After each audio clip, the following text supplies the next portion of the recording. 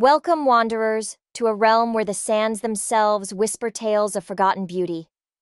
Today, we embark on a journey through the shifting dunes, unveiling the mysteries behind strange statues of women found in the sands, a testament to the incredible lost works of art hidden beneath the surface.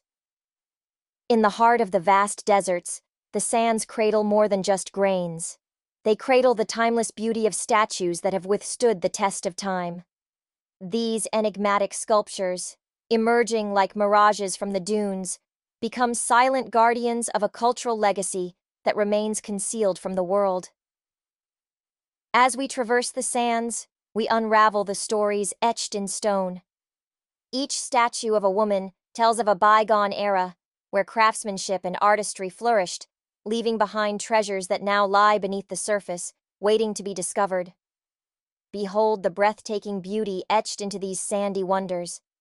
Every curve, every contour is a brushstroke in the masterpiece that is hidden beneath the sands. These statues are not merely beautiful, they are invaluable treasures, waiting to share their tales with those who dare to listen. In just over a minute, we've glimpsed the allure and value of these strange statues found in the sands.